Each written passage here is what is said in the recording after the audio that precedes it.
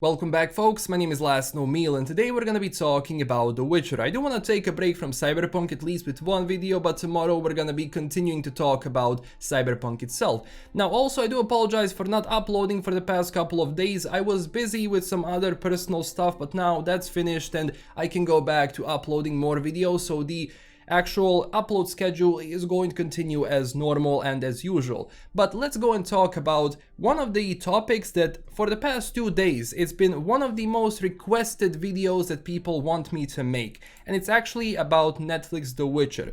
So news came out that some Witcher writers actively dislike the books and the games, and this is actually said by one of the ex-writers who was working on the season 1 of Netflix The Witcher and who actually wrote a Nightmare of the Wolf anime which follows the story of young Vesemir. Now the writer in question is Beau DeMayo, and I've been following him ever since it was announced that he was gonna be, writing for The Witcher itself, and he was actively writing for, as I said, season 1 of the show. But during one of his latest Q&As on Instagram, he was talking about some of his future projects, like the X-Men animated project he's developing for Marvel, but he also talked about some previous projects, including The Witcher, and what he said, well, it's not clickbait, but it's going to shock you. So talking about The Witcher, he said this: "I've been on a show, namely Witcher, where some of the writers were not fans or actively disliked the books and games, even actively mocking the source material. It's a recipe for disaster and bad morale. Fandom as litmus test checks egos and makes all the long nights worth it. You have to respect the work before you're allowed to add to its legacy." Now this honestly comes as a little bit of a surprise to me because, speaking from experience as a producer, it is quite normal that in your writer team, if you're developing a show, especially with the budget that Netflix has and with the amount of people they need to have to actually write everything, it's never easy to get all of the people who know the source material, who know everything about it, and who are like actively fans of the project they are developing. But one of the bare minimums you have to do if you're gonna be writing for a project in general is that you must know the source material in order to write anything on top of that. If you don't respect the source material and the writer who actively created the world that you are now adapting, that is a recipe for disaster. And especially because, as DeMayo said about egos, and ego is honestly a big thing now when it comes to big productions, where you have writers, and I've been around those people, who actually think that they can write and they can make stuff based on previous projects better than the author themselves, not taking into consideration why are you writing this in the first place. Maybe because of the popularity of the original work is that now you're actively developing that original work, which was the case with the Witcher books.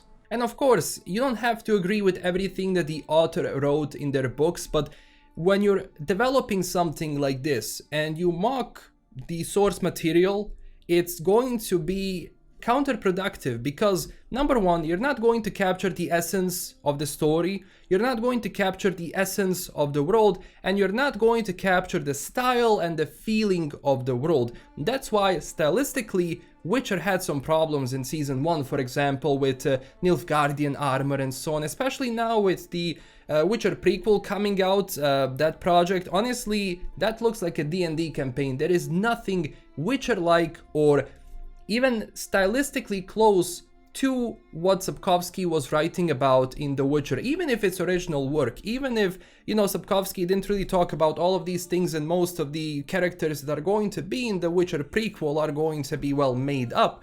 At the same time, building up characters in that world, you have to respect the boundaries and the foundations of that world, because ultimately those characters are going to be a byproduct of that universe. Same as you have all of the characters in Cyberpunk 2077 who are originally developed by CD Projekt Red.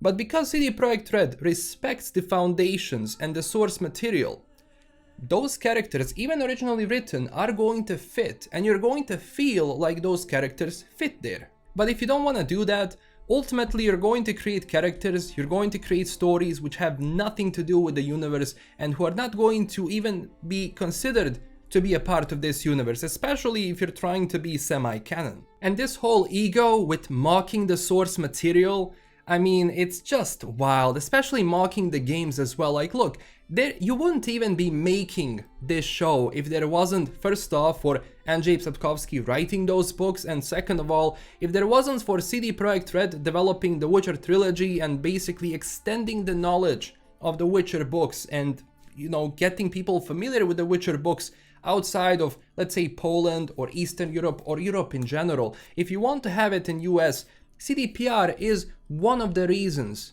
why The Witcher is known in the US, why you have now books which are actively getting translated in a lot of languages, and that's why you're working on this project in the first place, because people want it.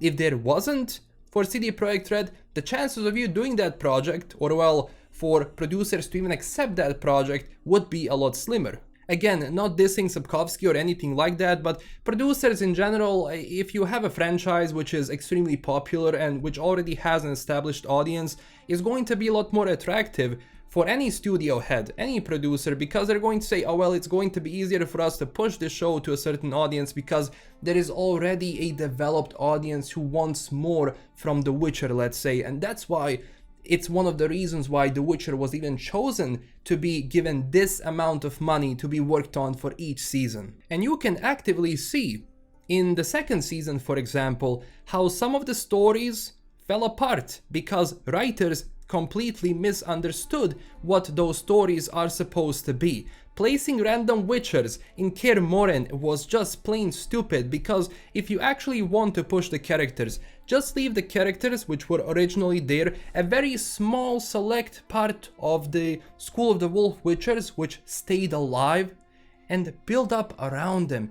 Get more scenes where you're going to get to know the character, where you're going to develop certain connections with that character, because you cannot like develop the show only for the Witcher fans. You have to keep in mind there's people who know nothing about the Witcher, so when you present the story well, when you give characters enough time to speak, when you give enough time for characters to bond and to connect with the audience, that's going to be much better. But what they did in season 2, without spoiling stuff, even though it's been a while now, was just wrong on so many levels. That's actually one of the reasons why I stopped covering this show, because, I mean, even the cast of the show, I'm not have a problem with it. Actually, they have a lot of talent. Like, all of the people who are working, like acting on The Witcher, they're talent. Like, they know how to act. The problem is, the material they get, the script they get, is not good. And when you have a bad script, you can have Daniel Day-Lewis, and he's not gonna be able to save your project or give you the most out of that project if the writing team didn't do their job right. Now, obviously, this is just for a select members. There's been a few members, obviously, but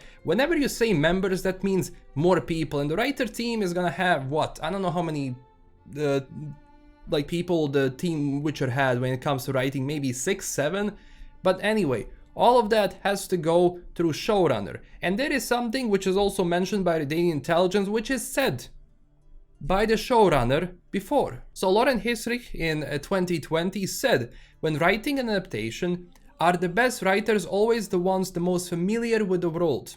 She stated yes, and equally importantly, no. And I'm gonna explain why I think this is okay, but not like this. And she continued, let me back up. When you write an adaptation, you have to be familiar with the original work. Yes, of course.